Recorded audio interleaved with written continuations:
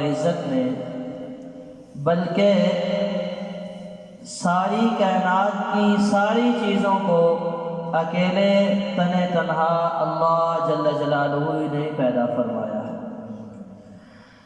لیکن انسان کو رب ذوالجلال نے اس کائنات کا دلہا بنایا۔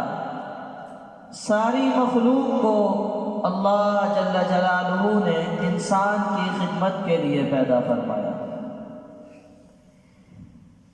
انسان کو پیدا کرنے کے بعد اللہ جل جلالہ نے اپنے بندے کو یہ اختیار عطا فرما دیا کہ وہ اچھے اعمال کرے یا برے اعمال کرے۔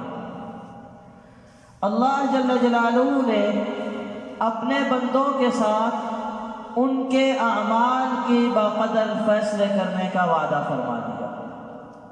اچھے اعمال کریں گے وہ اوپر جائیں گے، تو اعمال کی بقدر جتنے عمدہ جتنے شاندار اعمال ہوں گے اتنے ہی شاندار فیصلے اللہ جل جلالہ کی جانب سے اپنے بندوں کے لیے صادر ہوں گے، رحمتوں اور برکتوں کے فیصلے ہوں گے۔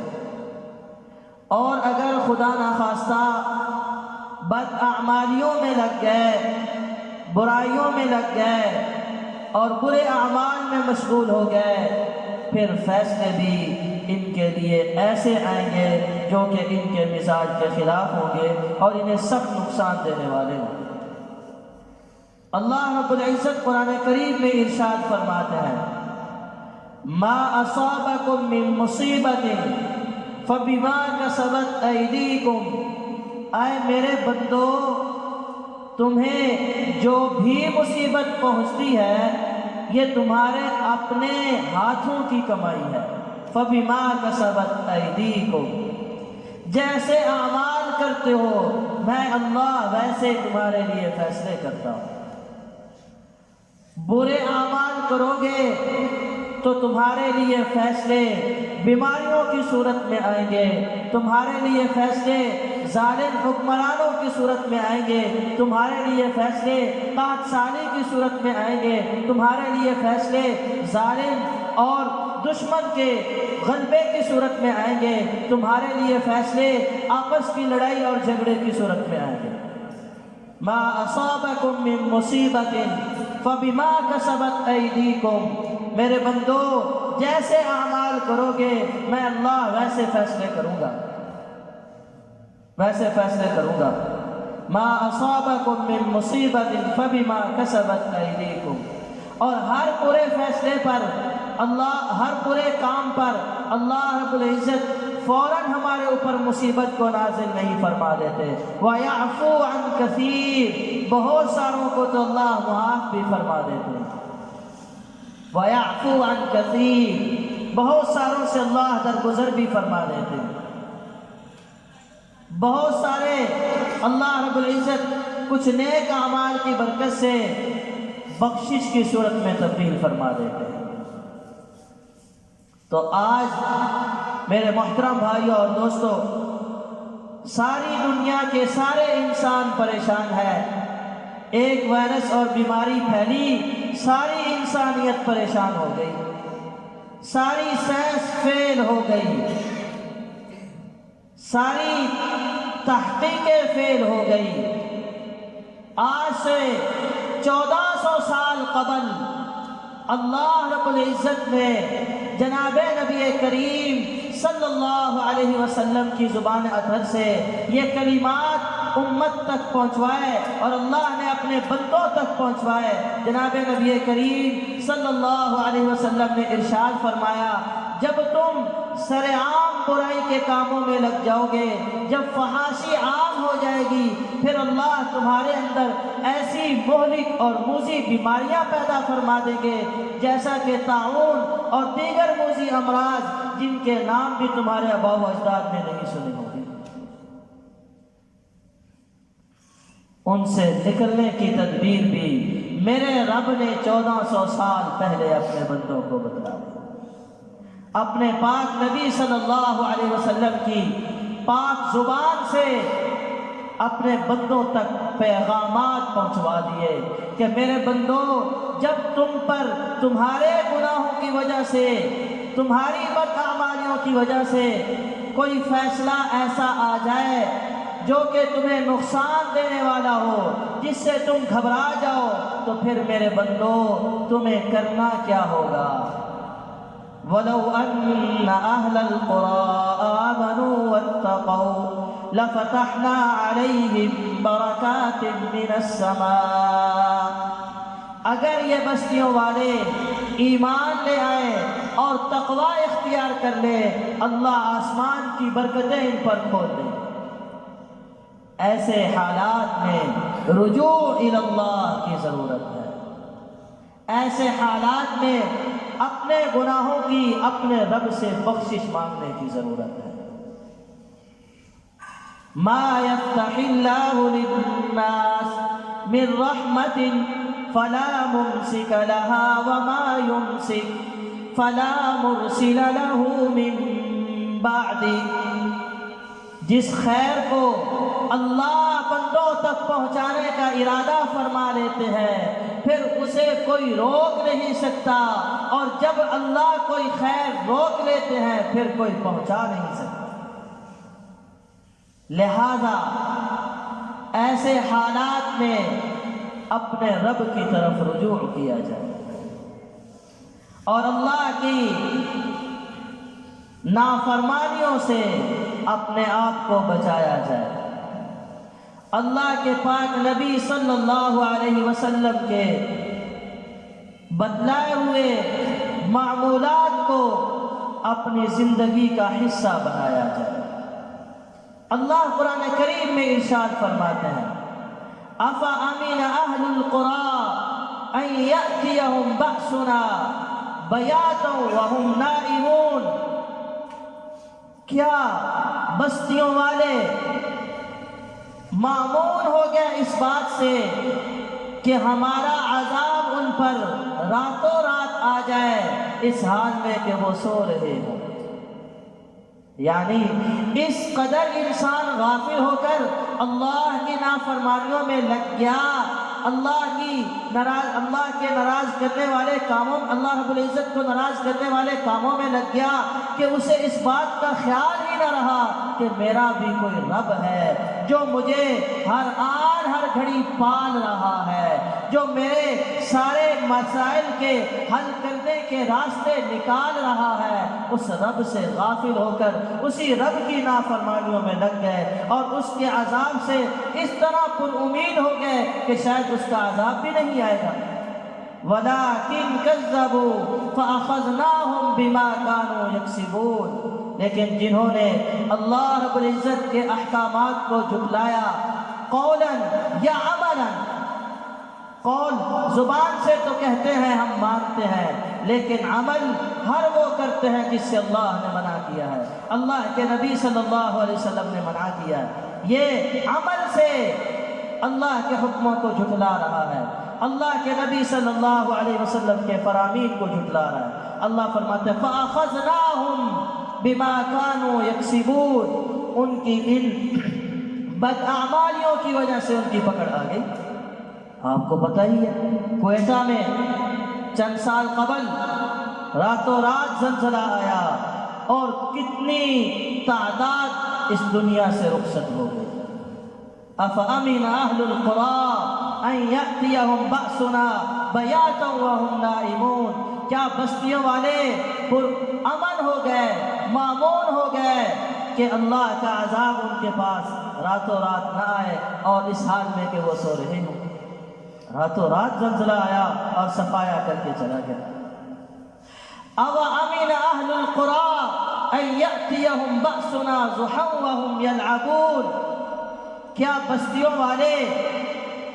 کیا بستیوں والے مامون ہو گئے اس بات سے کہ ان کے پاس اللہ کا عذاب دوپہر کے وقت آئے، اس حال میں کہ وہ کھیل کود میں لگے ہوئے ہوں؟ چند سال قبل ظہر کے لگ بھگ زلزلہ آیا اور لاکھوں کی تعداد اس میں ہلاک ہو گئی۔ میرے محترم بھائیوں اور دوستو، انسان ہر لمحہ اللہ رب العزت کے حکم کو پورا کرنے والا بن جائے تو پھر فیصلے بھی وہ آئیں گے جو یہ چاہیے، اور اگر اللہ کی نافرمانیوں میں لگیں گے ما اصاب من مصیبہ، کوئی مصیبت نہیں آتی، فبما کسبت ایدیکم، وہ تمہارے اپنے ہاتھوں کی کمائی ہوتی، جیسے اعمال کریں گے ویسے فیصلے آنے شروع ہو جائیں گے، جیسے اعمال میں لگیں گے ویسے فیصلے آنے شروع ہو جائیں گے۔ تو آج فحاشی، عریانی اور گناہ اس قدر عام ہو چکا ہے کہ انسان اپنے کو گناہ سے بچانا بھی چاہے تو اس کے لیے مشکل ہو جائے گا۔ تو گناہ عام کرنے والے کون ہیں؟ کوئی جن تو ہے نہیں، ہم خود ہی تو ہیں۔ ہم اپنے آپ کو نیکی پہ لے کے آئے۔ اگر ہم چاہتے ہیں کہ اللہ کی رحمتوں، برکتوں اور مہربانیوں کے دروازے ہم پر کھل جائیں تو پھر ضروری ہوگا کہ ہم اعمال صالحہ میں لگ جائیں، پھر ضروری ہوگا کہ ہم اعمال صالحہ میں لگ جائیں۔ من عمل صالحا من ذکر او انثى وهو مؤمن فلنحيينه حیاتا طیبہ، جس بھی مرد و عورت نے اعمال صالحہ پہ زندگی گزاری، اللہ ارشاد فرماتے ہیں فَلَنُحْيِيَنَّهُ، ضرور بالضرور، جملہ قسمی اللہ نے یہاں ذکر فرمایا، تاکید، ڈبل تاکید، دوہری تاکید، فَلَنُحْيِيَنَّهُ حَيَاةً طَيِّبَةً، ہم ضرور بالضرور انہیں پاکیزہ زندگی گزروائیں گے۔ من عمل صالحا من ذکر او انثى وهو مؤمن، ایمان کے ساتھ اعمال صالحہ پہ آ جائیں، ان کی زندگی کو شاندار ہم بنا دیں گے۔ دیکھیں صحابہ کرام رضوان اللہ عنہم اجمعین کی زندگیوں کو، اللہ جل جلالہ نے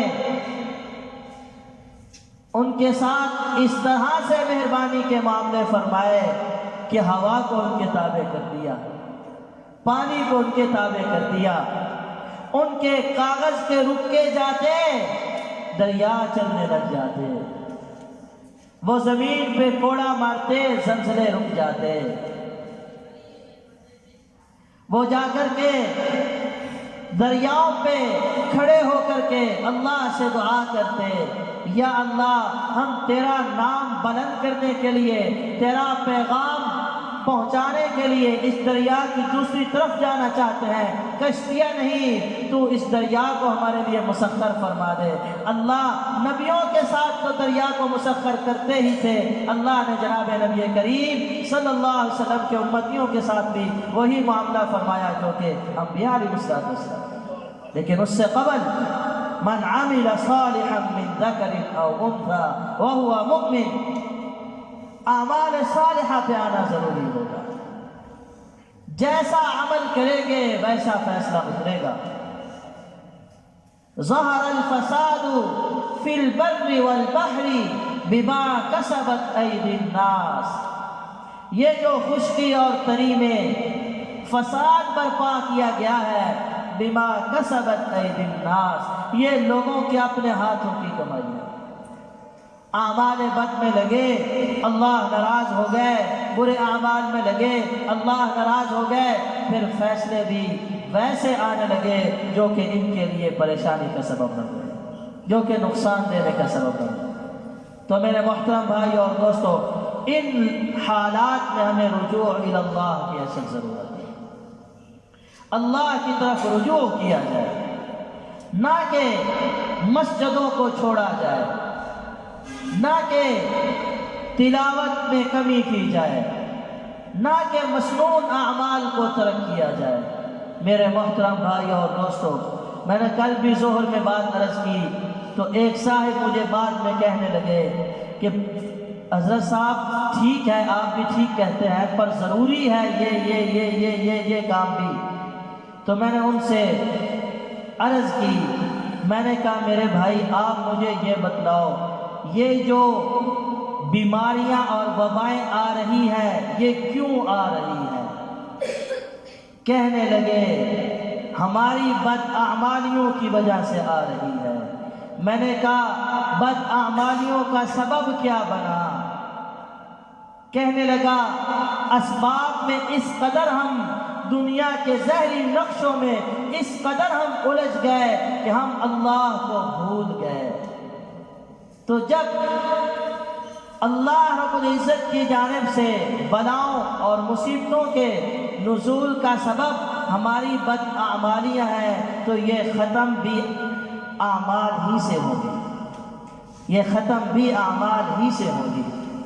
بداعمالیوں کی وجہ سے بیماریاں، مصیبتیں، ٹینشنیں مسلط ہوئی، اب یہ ختم ہوگی اعمال صالحہ کی برکت سے، اعمال صالحہ کی برکت سے، استغفار کی کثرت کرنے کی برکت سے۔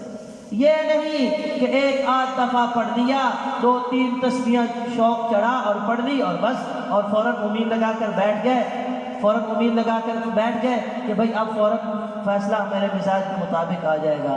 نہیں میرے محترم بھائی اور دوستو، بار بار استغفار کرنا ہوگا اور کرتے رہنا ہوگا، پھر فیصلے آئیں گے ہمارے مزاج کے مطابق۔ اعمال صالحہ میں خود بھی لگنا ہوگا اور اپنے ساتھ تعلق رکھنے والے سبھی لوگوں کو اعمال صالحہ پہ لانا ہوگا۔ جناب نبی کریم صلی اللہ علیہ وسلم گھر تشریف لائے، کھانے کی طلب تھی، ارشاد فرمایا کھانے کے لیے کچھ ہے؟ عرض کیا گیا اے اللہ کے رسول صلی اللہ علیہ وسلم کچھ بھی نہیں ہے۔ مسجد میں تشریف لائے، 2 رکعت نماز نفل ادا کیے، دعا کی، گھر تشریف لے گئے، ارشاد فرمایا کچھ ہے؟ عرض کی گئی اے اللہ کے رسول صلی اللہ علیہ وسلم کچھ بھی نہیں آیا۔ پھر مسجد میں تشریف لائے، 2 رکعت نماز نفل ادا کیے، پھر گھر میں تشریف لے گئے، پوچھا کچھ آیا؟ عرض کیا گیا یا رسول اللہ صلی اللہ علیہ وسلم کچھ بھی نہیں آیا۔ پھر مسجد میں تشریف لائے، تیسری دفعہ پھر نفل ادا کیے اور پھر گھر میں تشریف لے گئے اور پھر اللہ نے کھانے کا انتظام فرما دیا۔ بار بار مسجد میں تشریف لانا اللہ کے نبی صلی اللہ علیہ وسلم چاہتے تو اللہ پہاڑوں کو آپ کی منشا کے مطابق کھانے کی طلب، سونے چاند جو بھی چاہت ہوتی اللہ بنا دیتے، لیکن بار بار مسجد کا چکر لگ رہا ہے۔ امت کو سمجھایا جا رہا ہے کہ آپ پر بھی جب کوئی مصیبت آئے بار بار مسجد میں دوڑو، بار بار مسجد میں دوڑو، بار بار مسجد میں دوڑو، یہاں تک کہ تمہارے پیٹ میں درد ہو جائے تو نماز میں آؤ، اللہ اس کی برکت سے تمہیں شفا دے۔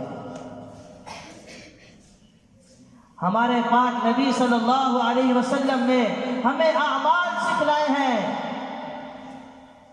مصیبتوں سے نکلنے کے لیے ہمیں دعائیں سکھلائی ہیں۔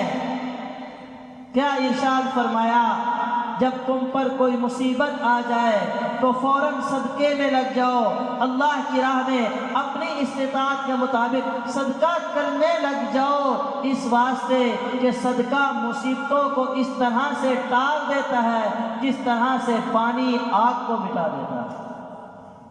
ہمیں اعمال سکھلائے گا، پریشانی آ گئی استغفار میں لگ جاؤ، فَقُلْتُ اسْتَغْفِرُوا رَبَّكُمْ إِنَّهُ كَانَ غَفَّارًا يُرْسِلِ السَّمَاءَ عَلَيْكُمْ مِدْرَارًا وَيُمْدِدْكُمْ بِأَمْوَالٍ وَبَنِينَ وَيَجْعَلْ لَكُمْ جَنَّاتٍ وَيَجْعَلْ لَكُمْ أَنْهَارًا۔ تمہیں قحط سالی ہو گئی، تمہیں بارش کی ضرورت ہے، استغفار میں لگ جاؤ، اللہ تمہارے مزاج کے مطابق بارشیں برسانے لگ جائے گی۔ تمہیں اولاد چاہیے، اولاد کی قلت ہے، استغفار کرنے لگ جاؤ، اللہ تمہاری اولاد میں برکتیں عطا فرما دے گی، تمہیں اللہ بیٹے اولاد کے طور پر عطا فرمائے، اور تمہیں باغات چاہیے، استغفار کی کثرت کرو، اس کی برکت سے اللہ تمہیں باغات بھی دیں گے، اور باغات بھی وہ دیں گے جن کے ساتھ نہریں بھی جاری ہوگی، تمہیں ان کی سیرابی کے لیے بھی پانی کی ٹینشن نہیں ہوگی۔ ہمیں اعمال سکھلائے گئے ہیں، ہم نے اپنے مسائل کا حل اعمال سے کرنا ہے، ہمیں اپنے مسائل کا حل اعمال سے کرنا ہے، سنت سے کرنا ہے، مسنون دعاؤں سے کرنا ہے۔ میرے محترم بھائیوں اور دوستوں، جو احتیاطی تدابیر ہیں ان کو بھی ہم نے سنت سمجھتے ہوئے اختیار کرنا ہے، جو بھی ڈاکٹر حضرات احتیاطیں بتلائیں، لیکن ان احتیاطوں سے ضروری نہیں کہ ہم بیماریوں سے بچ جائیں، ان احتیاطوں سے ضروری نہیں کہ ہم مصیبتوں سے بچ جائیں، ان احتیاطوں سے ضروری نہیں کہ ہمیں بیماری نہ لگے۔ بہت سے لوگ ایسے ہوتے ہیں جو احتیاط کرتے ہیں پھر بھی وہ بیماری ان کو لگ جاتی ہے، بہت سے لوگ ایسے ہوتے ہیں جو احتیاط بالکل بھی نہیں کرتے لیکن بیماری انہیں نہیں لگتی۔ خوب سمجھ لیجئے یہ بات، بیماری کا آنا، صحت کا آنا، یہ نہ تو بیماری اپنی مرضی سے آتی ہے نہ ہی اپنی مرضی سے جاتی ہے۔ وَمَا هُمْ بِضَارِّينَ بِهِ مِنْ أَحَدٍ إِلَّا بِإِذْنِ اللَّهِ، کوئی چیز تمہیں نقصان اللہ کی مشیت کے بغیر نہیں پہنچا سکتی۔ اس واسطے ہمیں چاہیے کہ ہم اعمال کو مضبوط کریں، تدابیر احتیاط پر بھروسہ کر کے نہ بیٹھیں، اور یہ نہ سمجھیں کہ میں نے بیمار سے اپنے کو الگ تھلگ کر لیا، اب بیماری مجھے نہیں لگے گی۔ بہت سی دفعہ ایسا ہوتا ہے کہ ایک بیماری ایک بندے کو لگی بھی ہوتی ہے لیکن اس بیماری کے جو برے اثرات ہیں وہ اس پر تو نہیں ظاہر ہو رہے ہوتے، لیکن اس کے ساتھ میل جول سے کسی دوسرے کو لگ جاتی ہے، وہ پورے اثرات دوسرے پر ظاہر ہونے لگ جاتے ہیں۔ اللہ نے اس پر چاہ لیا، اس پر ظاہر ہو گئے، اس کو بیماری تھی بھی لیکن اللہ نے اس پر اثرات کو نہیں چاہا تو بیماری کے اثرات ظاہر نہیں ہوئے۔ تو میرے محترم بھائیوں دوستو، ان حالات میں ہمیں کچھ کام کرنے ہیں۔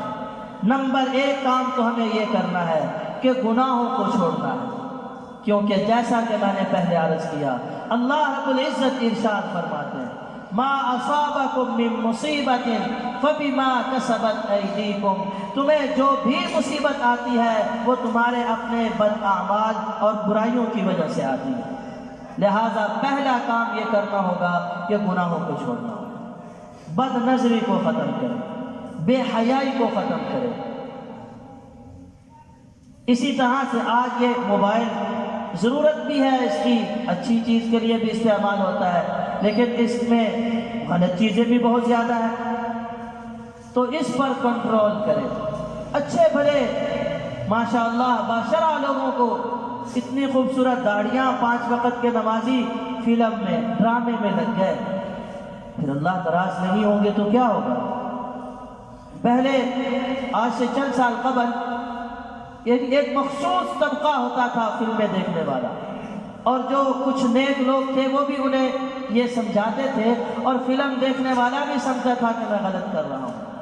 اللہ معاف فرمائے، اللہ معاف فرمائے، اللہ معاف فرمائے۔ اب ایسی یہ برائی عام ہوئی، تقریباً اکثر لوگ ہی دیکھنے میں لگ گئے، ڈرامے دیکھ رہے ہیں، فلمیں دیکھ رہے ہیں۔ میرے محترم بھائی اور دوستو، گناہوں سے سب سے پہلا کام اپنے آپ کو بچانا ہوگا۔ حضرت نعمان بن بشیر رضی اللہ عنہ ایک صحابی گزرے ہیں، تو وہ فرماتے تھے جب اللہ کی جانب سے کوئی وبا پھیلی بھی ہو تو سب سے بدترین گناہگار وہ ہے جو اس وبا کے ایام میں بھی گناہوں میں لگا رہے۔ گناہ تو بدتر ہی ہے لیکن گناہگاروں میں بھی بدترین گناہگار وہ ہے جو اللہ کی ناراضگی ظاہر ہو رہی ہے، وبا پھیلی بھی ہے، اس کے باوجود گناہوں میں لگے ہوئے۔ تو پہلا کام ہم گناہ چھوڑیں، نیت فرمانے کہ انشاءاللہ اب موت تک گناہ نہیں کرنا، طاقت اللہ دے گے۔ لا حول ولا قوت الا باللہ.